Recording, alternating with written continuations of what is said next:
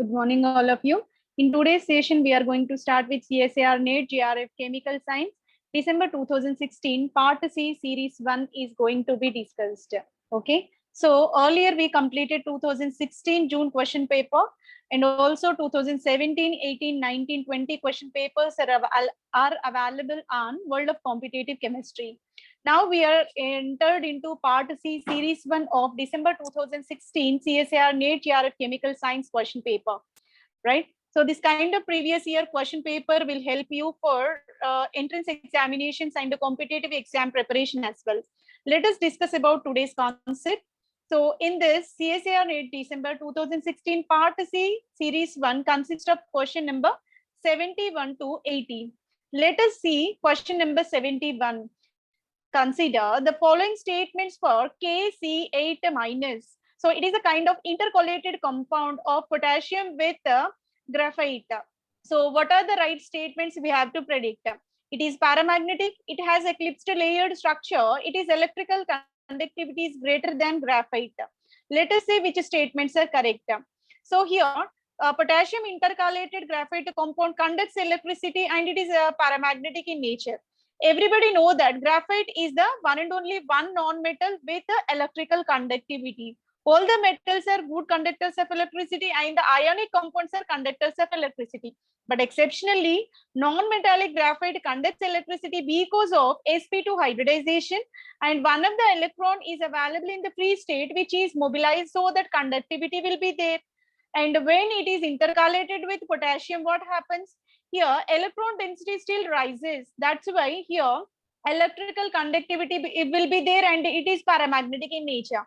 And eclipsed layered structure. Let us see the structure of this compound. Here is the clear description. All the graphite layers are present. In between these atoms are inserted. This is a kind of intercalated system. In between graphite layers, this potassium will be inserted. So here layered structure will be there. That is also correct one. And electrical conductivity is greater than that of graphite, obviously, because potassium will rise the electron density, so that conductivity also rises, right? So, and let us see some more additional information. So it is the golden bronze colored potassium intercalated graphite, which is denoted with KC8, and quite a spectacular material. So here, this is mainly due to what color is given, that is mainly due to that potassium atoms localized in between the graphite layers. Because of that nature here, that golden yellow color is appeared for this intercalated compound. For question number 71, option number 4 is the correct answer. All three statements given are correct only. Now let us move on to question number 72. Among the following, choose the correct product that are formed in the reaction of H2Cl2 with ammonia in carbon tetrachloride. Right? Here is the reaction. When H2Cl2 on treating with ammonia, there is a formation of S4N4. Tetrasulfur tetranitride will be formed. Along with this, molecular sulfur and ammonium chloride will be generated. H2Cl2 upon treating with ammonia, S4N4 and AC8 ammonium chloride are the products. Let us see. Ammonium chloride, it will be generated. S4N4 also generated. AC8 also formed, but not H3N3Cl3. For question number 72, A, B, C, which are provided in option number 1. So for question number 72, option number 1 is the correct answer. Let us move on to question number 73. Cerium NO3 taken 4, OPPH3 taken twice from the following. So here this compound, what is the nature we have to predict, right? Let us see its origin, how it will be generated and what are the important properties. We started with diammonium cerium NO3 taken 6. This is called ceric ammonium nitrate in general, which is the mild oxidizing agent denoted with CAN, right? So ceric ammonium nitrate upon treating with dimethyl ketone in the presence of, in the presence of dimethyl ketone treated with this PPH3O. This is a reagent actually required to react, right? So PPH3O will be reacted with this one and the product will be cerium NO3 taken 4, OPPH3 taken twice. What happened initially? We have 6 NO3 ligands are there. 6 NO3 ligands, they concised into 4 and ammonium ligands now replaced with OPPH3 taken twice. Here, within the final product, we can clearly observe that NO3 ligands are there. these NO3 ligands having both the properties like they are working like a monodentate and bidentate ligands as well. When they treated with transition metal, they works like a monodentate. Only one electron pair will be donated. When they are bounded with a block element, there is a possibility of more than one electron pair donation bidentate ligand. So that here nitrate being it is a bidentate, we can assign 8. Then OPPH3 taken twice 2. 8 plus 2 total coordination number for the cerium will be 10 because 10 bonds around the cerium, the coordination sphere. That's why coordination number will be 10, being NO3 is the bidentate ligand. Okay, so this is one of the statement. And the next is about it is yellow-orange colored liquid and exists in cerium plus 4 oxidation state. Higher oxidation state of cerium is plus 4 and it exists in yellow-orange in color. That is mainly because of charge transfer complex formation from ligand to metal charge transfer complex is possible. And obviously, all the electrons got discarded so that we can say empty orbitals are always assigned with diamagnetic nature. 0 are all paired electrons are denoted with diamagnetic, right? That's why it will be diamagnetic nature, right? So let us see which options are correct. Aqueous solution is yellow-orange color. It is the correct one. This intense colored compound is mainly due to ligand to metal charge transfer spectra, right? So option number 1 is the correct one. Coordination number of cerium is 10. That is also correct because being NO3 is a bidentate, it will give 2 electron pairs so that here 10 bonds around the cerium. Chelation will be there. So option number B is also correct. It shows the metal to ligand charge transfer is the wrong statement. Ligand to metal transfer is possible rather than metal to ligand. So option number C is the wrong one. It is diamagnetic in nature. This is also correct. A, B, D are the correct statements. For question number 73, option number 3 is the correct answer. Let us move on to question number 74. Consider the following statements 1 and 2. Rhodium CO taken twice I2 minus catalytically converts methyl iodide and the carbonyl to methyl carbonyl iodide. So here this is the compound rhodium CO2 I2 minus is the compound which catalytically converts methyl iodide to CO. Methyl iodide CO into methyl CO iodide. This is the insertion kind of reaction which is preferentially carried by this rhodium catalyzed reaction. This is the correct statement. Rhodium CO2 I2 minus is a diamagnetic in nature, right? All the ligands present around, carbonyl being it is a strong field, we can say low spin complex will be generated so that it will become diamagnetic in nature, right? So this is also the correct statement. But whatever option given in the 1 may not be correctly explained by 2. Both are correct statement, but 2 is not the correct explanation. Why this insertion is possible is not explained. Why this insertion is possible, that is explained by the stepwise mechanism, which is called autocatalytic process, auto-oxidation process. Let us see. This involves 3 steps. One is oxidative addition, second is migratory insertion, third is reductive elimination. These 3 steps are possible within the reaction so that here methyl iodide will be inserted around this carbonyl group. For question number 74, option number 2 is the correct answer. Let us move on to question number 75. In a direct isotopic dilution method for the determination of phosphate, 2 milligrams of phosphate, specific activity of 3100, disintegration second inverse milligram inverse was added to 1 gram of sample solution. 30 milligrams of phosphate isolated from it has an overall activity of 3000 disintegrations per second. The percentage mass of phosphate in the sample is, it is a kind of volumetric analysis, and here percentage mass will be 6%. Option number 2 is the correct answer for question number 75. Let us move on to 76. Consider the following statement for FeO4 minus 4. FeO4 minus 4 is regarded as a ferrate system. Iron is surrounded with 4 oxygens in the tetrahedral geometry, and all oxygens are carrying each -1 charge. Oxide state will be there. And let us see what are the correct statements. Here, iron surrounded in such a manner, all oxygens are tetrahedrally coordinated with the central iron metal. Here, iron is existing in +4 oxidation state. Hence, we can say it is a kind of D4 system. Actually, iron in D0, that means a ground state system, it will be in 4s2 3d, 6 electronic configuration will be there. But we have to discard 4 electrons, right? 2 s electrons, 2 d electrons will be discarded. Now it converted into D4 system. 4 electrons only present. Because of 4 unpaired electrons, it behaves like a paramagnetic compound. Paramagnetism is adopted by this iron. Actually, iron up to +3 state only it will be stable. It is more than that +3 state. Higher oxidation state will be assigned for this iron in this ferrate complex, right? So, and all 4 bonds in this compound are not exactly equal, and 2 bonds are elongated and remaining 2 bonds are shortened. So they got compressed. The symmetry of this compound will be D to D symmetry. It exists in D to D symmetry. Let us see which statements are correct. It is paramagnetic. Yes. Due to the presence of 4 unpaired electrons, we can assign paramagnetic nature for this FeO4-4. Tetrahedral symmetry is the wrong one, but tetrahedral geometry will be there for this compound. Option number 2 is the wrong. Adopts distorted square planar geometry is also wrong because tetrahedral geometry is assigned for this molecule. And symmetry will be D to D symmetry, right? This is the correct statement. Only option number A and D are correct, which are provided in option number 3. For question number 76, third one is the correct answer. Let us move on to 77. The geometry of rhenium H9-2 is, rhenium H9-2 is arranged in such a manner.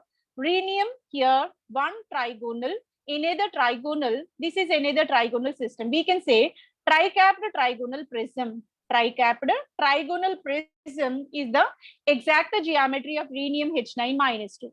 It is clearly mentioned in this diagram. Rhenium is there and 9 hydrogens are inclined in this manner.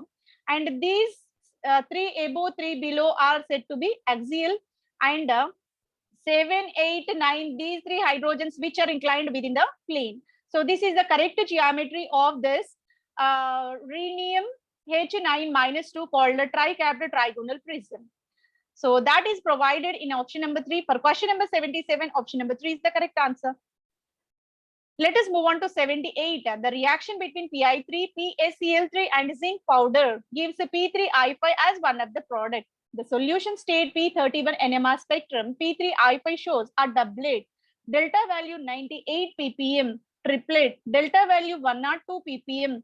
The correct structure of P3I5 will be here.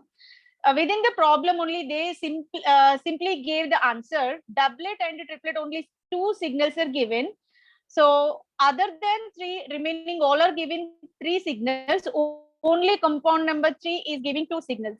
Number of signals in either HNMR or proton NMR mainly depends upon number of set of phosphorus or number of set of hydrogens present respectively. If we see the first one here, we can see this is of one environment, this is of another, this is of third. 3 different phosphorus having 3 different environments. So the 3 sets of proton, 3 sets of phosphorus are there. 3 signals will be appeared for this.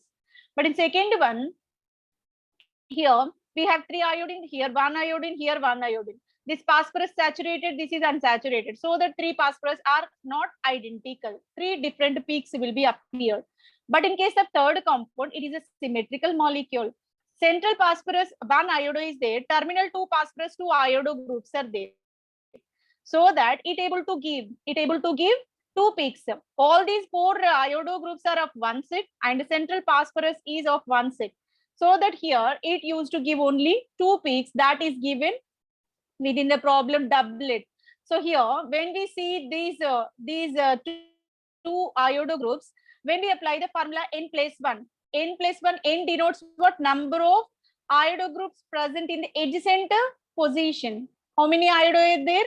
Only 1 iodo is there. That's why we can assign n is equal to 1 + 1. So that here we will get doublet. For the central phosphorus, so if we apply the spin-spin coupling formula n+1, being 2 phosphorus are identical, we can consider only 1. n+1 can be applied for only 1 phosphorus. N is equal to 2. 2 + 1, it will become 3, right? So that central phosphorus is able to give a triplet. Triplet appeared at 102 ppm. And doublet appeared at 92 ppm, right? For compound number, for question number 78, option number 3 is exactly giving the answer whatever we are expecting for, right? So we are taking phosphorus triiodide upon treating with PaCl3, formation of P3I5 is possible. Now this can be subjected to P31 NMR spectrum. We will get the two signals. The reason is this is a one set and these terminal 4 iodo groups of one set. A protons are able to, A phosphorus is able to give the triplet at 104 ppm, and B phosphorus is able to give the triplet, sorry, B protons also give the doublet. It is not triplet, sorry, it will be the doublet, because when we apply the spin-spin coupling, it will be the doublet at 98 ppm, right? So for question number 78, option number 3 is the correct answer. Let us move on to 79. It is the match the following question. Some molecules and their properties in the liquid ammonia are given column A, B respectively. Match A with a column number B, right? So these compound properties in water entirely different when compared to in the solvent called a liquid ammonia, right? So we have to see chlorine when added to ammonia, what will be the kind of reaction. AC8 upon reaction with liquid ammonia, what will be the reaction? So let us depict one by one. Liquid ammonia when added to chlorine, let us see. Liquid ammonia when added to chlorine, what happens? It converted into nitrogen plus 6HCl, the process called solvolysis. Initially, chlorine is in zero oxidation state, no ionization is there. But on treating with ammonia, it got solvated. It turned into a charged ion, so that we can say it is a kind of solvolysis reaction. And generated HCl can be excessively treated with, can be treated with the excess amount of ammonia, so that there is a formation of ammonium chloride, right? The net reaction will be 8 moles of ammonia treated with 3 moles of chlorine, formation of nitrogen and ammonium chloride is possible.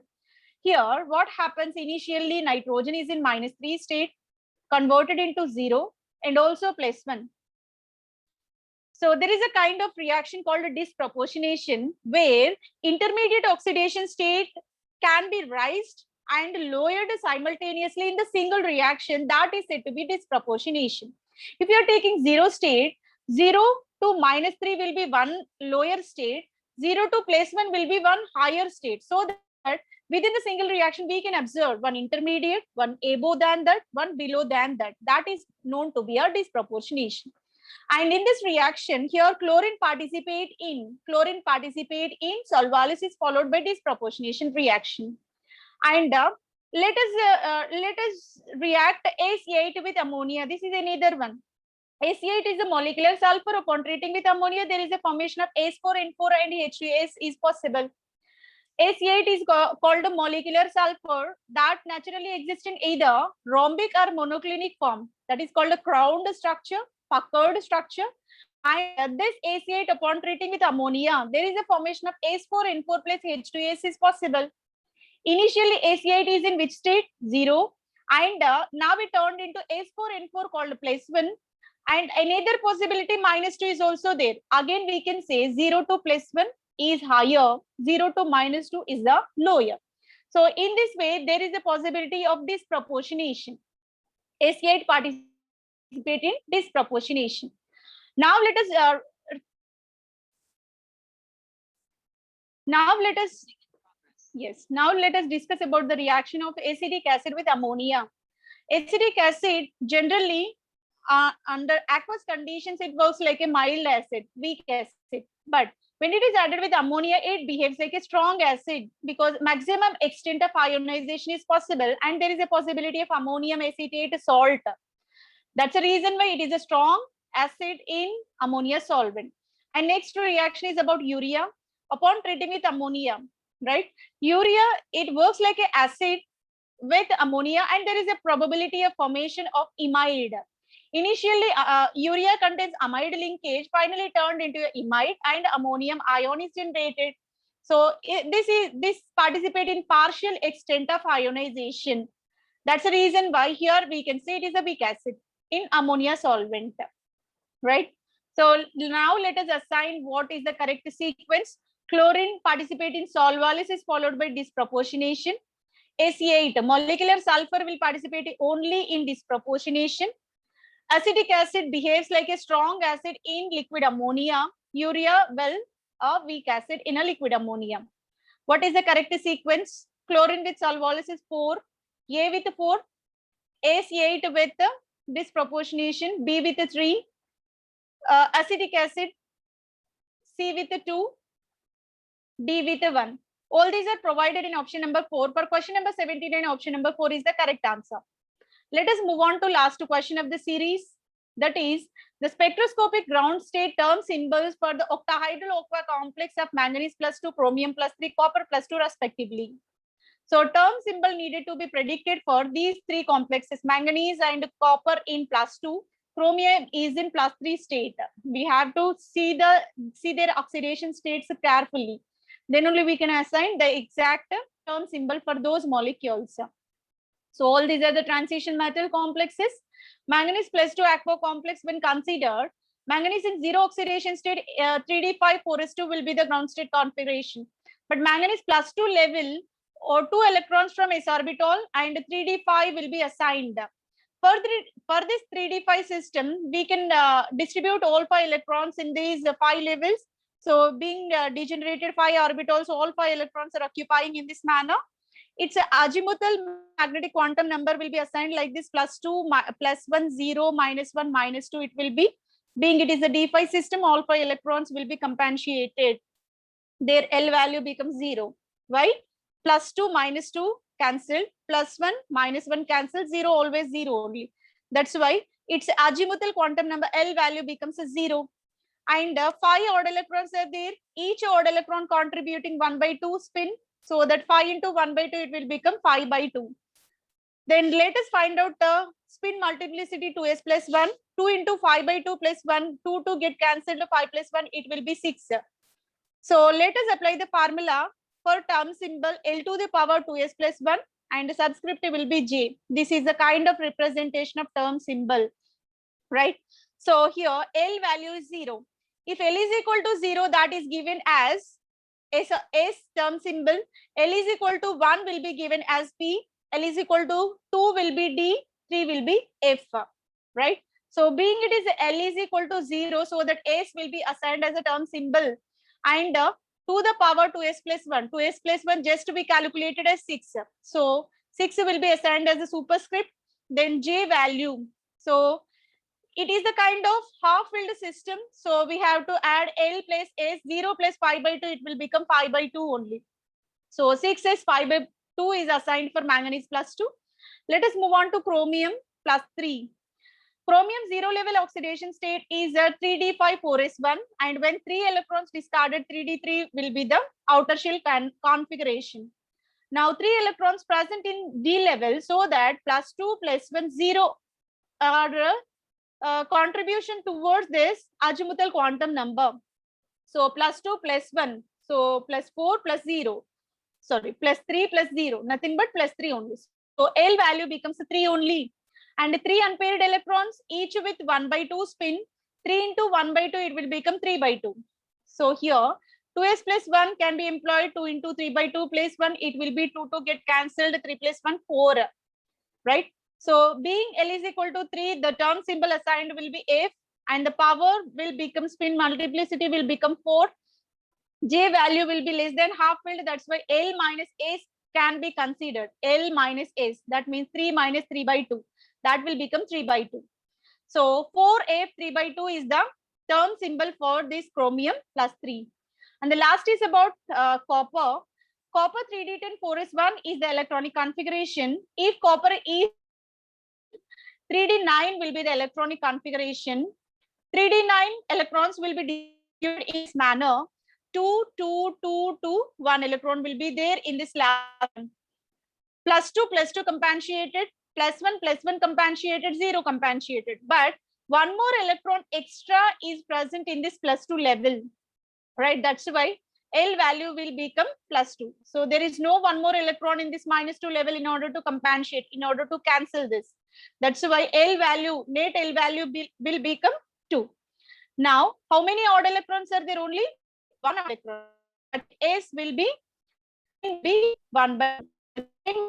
It is calculated by 2s plus 2 plus 1. 2 to cancel 1, it will be 2. Let us apply the formula L to the power 2s plus 1 and substitute. So what is L value here? L value is 2. 2 is nothing but D. 2 is denoted with D, right? So here the power is 2. Multiplicity is 2. And here J value is 3 by 2. J value is 3 by 2. Why J value is 3 by 2? More than half, we have to add L plus S. 2 plus 1 by 2, nothing but 3 by 2. 2D 3 by 2 is the term symbol for this copper plus 2.